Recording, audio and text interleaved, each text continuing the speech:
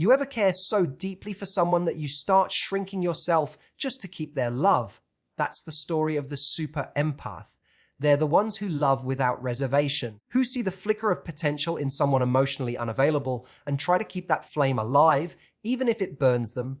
And then there's the avoidant, mysterious, hot one day, cold the next. Their power, distance, their fuel, your effort. But here's what no one tells you. The empath only loses until they learn the game isn't worth playing. The empath's power isn't their ability to chase. It's their ability to walk away with their empathy intact. One day, the empath wakes up and realizes, I am not addicted to fixing you. I'm addicted to being chosen. And if you can't do that, I'll choose myself. That's the day everything changes, because the avoidant expects you to cling, to beg, to double down on love. That's their script. But the super empath who learns their worth, who stops over functioning, they don't just walk away. They exit with grace and leave a silence the avoidant can't manipulate. And when you stop reacting, stop proving, stop explaining, you become unpredictable. You beat the avoidant by becoming what they fear the most, unavailable to their push-pull tactics. You don't become cold, you become clear. Because when your love has boundaries, it becomes a privilege, not a punishment. And suddenly, it's not you who's chasing anymore. It's them wondering how they lost the only person who ever saw them. But by then, you've evolved, and you don't go back to what you had to heal from. That's how the super empath wins. Empathy is often seen as a superpower. It allows people to feel deeply, connect meaningfully, and love wholeheartedly. But what happens when that superpower turns into a silent self-sabotage, when an empath gives and gives, not out of abundance, but out of fear? Fear of being left, fear of being unloved, fear of being too much or not enough. They begin to abandon themselves in the name of love. At first, it doesn't look like self-abandonment. It looks like compromise. It looks like compassion. You tell yourself they're just scared or they've been hurt before. You rationalize their inconsistency as complexity. You adjust your needs, silence your voice, and dim your light, all to make space for someone who never asked you to, but never stopped you either. And that's the trap. You confuse shrinking yourself with being emotionally generous.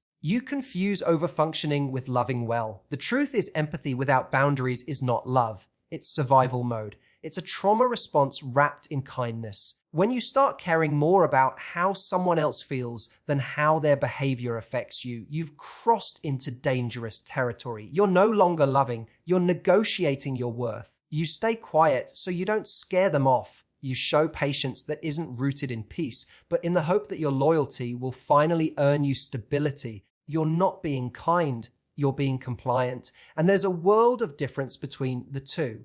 Empaths often carry a deep belief that love must be proven, that if they're just good enough, calm enough, forgiving enough, the other person will finally feel safe enough to stay. But that belief leads to emotional overinvestment. You begin to take responsibility for someone else's fear, detachment, and avoidance. You start managing both sides of the relationship. You make excuses for their silence. You adjust your expectations to match their limitations. And in doing so, you abandon the part of yourself that knows you deserve more.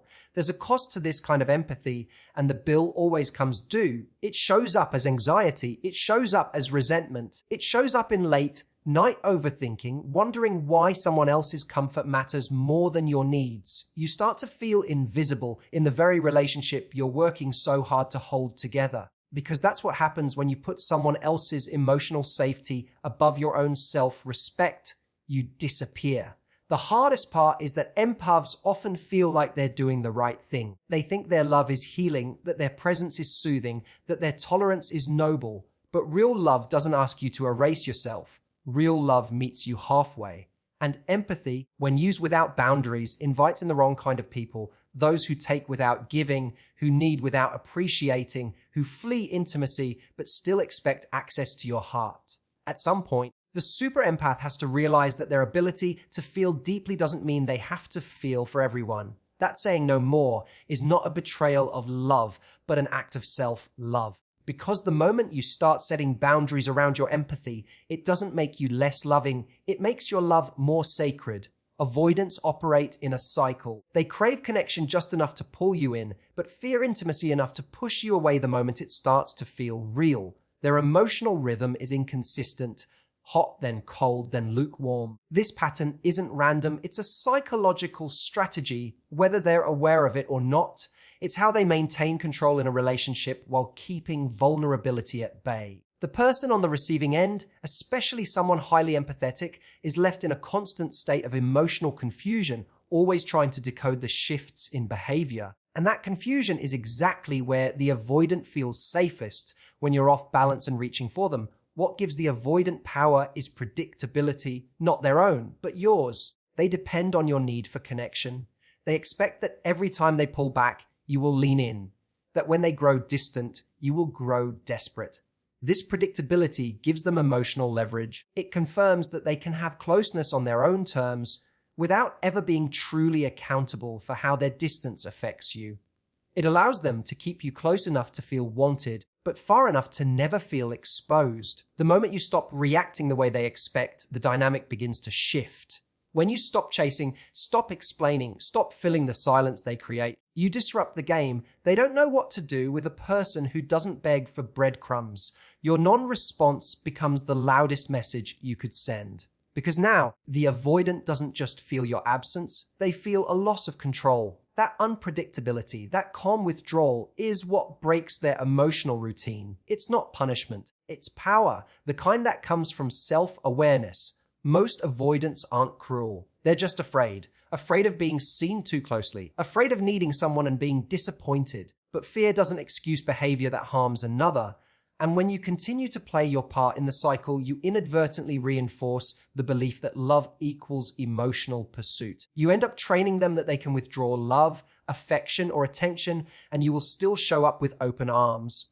That you will interpret inconsistency as complexity instead of as avoidance. So when you stop being predictable, you stop playing the role they've assigned to you. You start acting from self-respect instead of fear of abandonment. You no longer overfunction to keep the relationship afloat. You allow the silence to stand without rushing to fill it. You give them the space they say they want, and you use it to reconnect with your own sense of peace. That shift doesn't just change how they see you, it changes how you see yourself. You realize you never had to prove your worth through emotional labor in the first place. Unpredictability, in this context, isn't about playing games. It's about breaking the pattern. It's about no longer being emotionally available to someone who disappears when things get real. When you stop reacting the way they expect, you take back your emotional agency. And that is what truly disrupts the avoidance game. There comes a moment in every empath's life when the exhaustion outweighs the hope. It happens quietly, after one too many times of being left on read, after a conversation where your feelings were dismissed, after realizing you're always the one trying to make things work. That's when something clicks. You stop asking, what more can I do to make them stay? And start asking, why am I the only one trying at all? And in that moment, you begin to heal, not because they changed, but because you did. Empaths are wired to give. It's instinctive. They want people to feel seen, heard, understood. But this gift becomes a curse when it's given to someone who can't reciprocate, or worse, to someone who uses your compassion as an excuse to avoid accountability. When you constantly prioritize someone else's emotional comfort over your own needs, you start to disappear in the relationship. You start bending so much to meet them where they are, you forget where you stand. And what's left is a version of you that's exhausted, anxious, and disconnected from your own sense of worth. Choosing yourself doesn't come easy when your identity is wrapped in being the one who cares more. You've learned to be proud of your emotional resilience, of how much you can hold for someone else. But that's not love. That's performance. That's working for closeness instead of receiving it. The truth is, you don't have to prove your worth through sacrifice. You don't have to earn love by being the most patient, most forgiving, most understanding person in the room. Healthy love doesn't demand that kind of suffering. When you begin to heal, you start seeing things clearly. You realize that someone avoiding intimacy isn't a reflection of your inadequacy, it's a reflection of their own internal battles.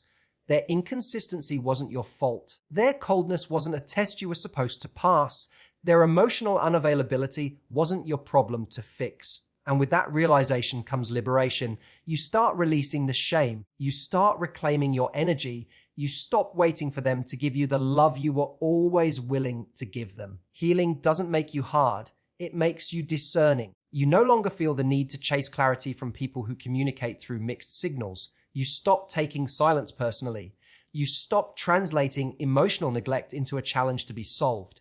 Instead, you sit with your discomfort. You face your loneliness. And in doing so, you develop the kind of inner strength that doesn't require external validation. The healed empath becomes someone who knows that love should not feel like a battle for attention. They become someone who understands that peace isn't found in getting someone to stay.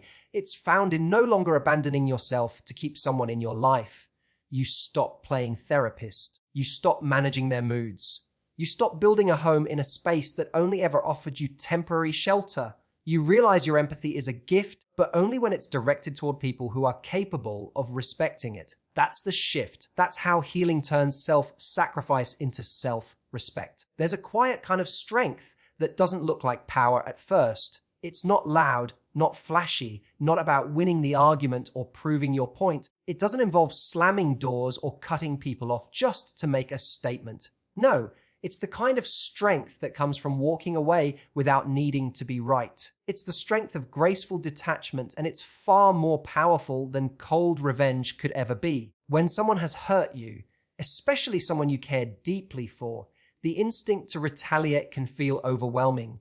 You want them to know they were wrong. You want them to understand how much they damaged you. You might imagine them regretting everything, begging for a second chance, finally realizing what they lost.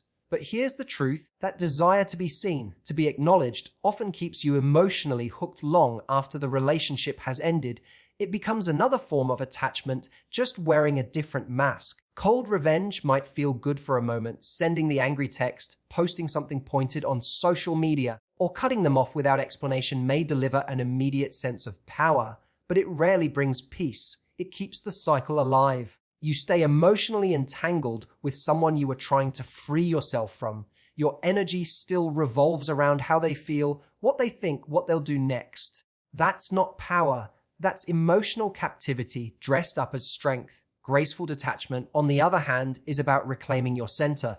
It's not passive, it's intentional. It's the decision to remove yourself from a situation that no longer serves your well-being, not because you want to hurt the other person, but because you finally realize your peace is more important than their validation. It's choosing not to react when they pull away, not to chase when they go silent, not to explain yourself to someone who never really listened in the first place.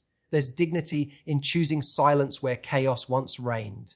When you detach with grace, you don't shrink or lash out, you rise. You create space between who you are and what they made you feel. You stop trying to manage their discomfort and start protecting your own peace. That doesn't mean you're indifferent. It means you've matured beyond needing closure from someone who couldn't offer you clarity even when they were close. One of the most powerful things you can ever say to someone without uttering a word is, "You no longer have access to me." Not out of spite, but out of self-respect. That energy, that unbothered presence speaks volumes. It communicates that you've outgrown the emotional games, that you've stopped tying your identity to how much someone needs or wants you, that your healing no longer depends on someone else's recognition of your pain. And while revenge is rooted in the past, in trying to make someone feel what you felt, grace is rooted in the future, in deciding who you want to be and no longer letting old wounds make your choices for you. Graceful detachment says, "I deserve peace more than I deserve justice." And in that quiet, steady choice, you win something far greater than the last word. You win yourself back. When a super empath begins to heal, something irreversible happens. They don't just shift their behavior, they shift their identity. They stop seeing themselves as the fixer, the healer, the one who always has to hold space for everyone else's wounds. They start recognizing that their softness isn't meant for those who weaponize it. Their love isn't meant to be handed out to people who only show up when it's convenient. And in that realization, they evolve.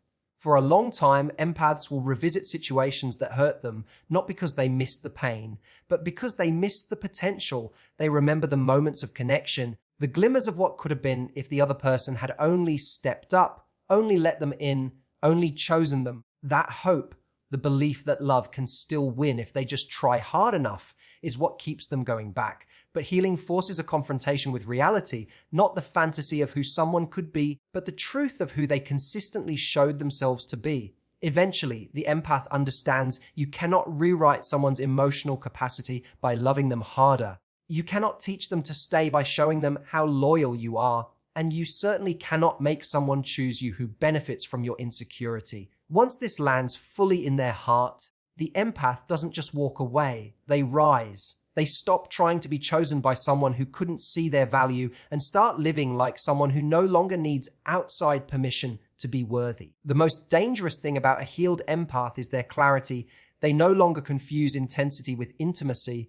They no longer believe they have to earn affection. They don't beg. They don't chase. They don't send one last text hoping for a different outcome. They've seen the pattern too many times, and now they've chosen not to participate, and that shift changes everything. For the avoidant or emotionally unavailable person who once had control, this is where the script flips. They expect the empath to return. They expect another chance. But the empath who has done the inner work doesn't circle back. Not out of spite, but out of wisdom. They understand that healing means refusing to re-enter a space that forced them to question their worth. They don't open old doors just because someone finally noticed they were gone. The healed empath isn't bitter. They're not guarded in a way that keeps love out. They're open, but discerning. They've learned that access to them is a privilege, not a given. And they don't offer that privilege to people who once made them feel like an option.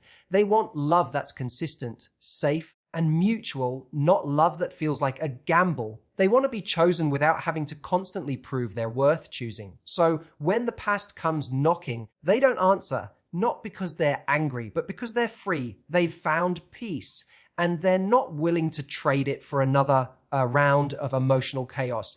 They don't need closure. They are the closure and the version of themselves that once stayed too long in situations that hurt. That version no longer exists because the super empath has evolved, and once they do, they don't go back. So to every super empath out there, know this: your depth is not a weakness, it's a gift.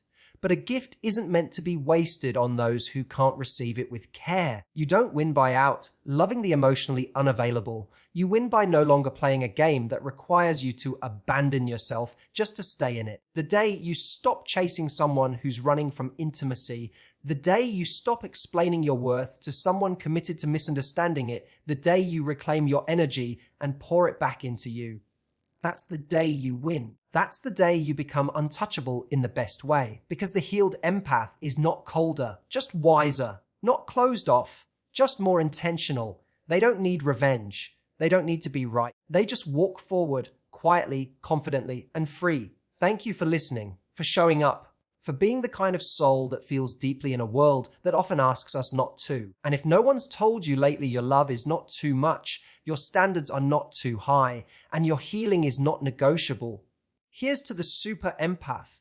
Not the one who broke trying to be enough, but the one who rose because they finally realized they always were. Thank you. Stay grounded, stay powerful, and above all, stay you.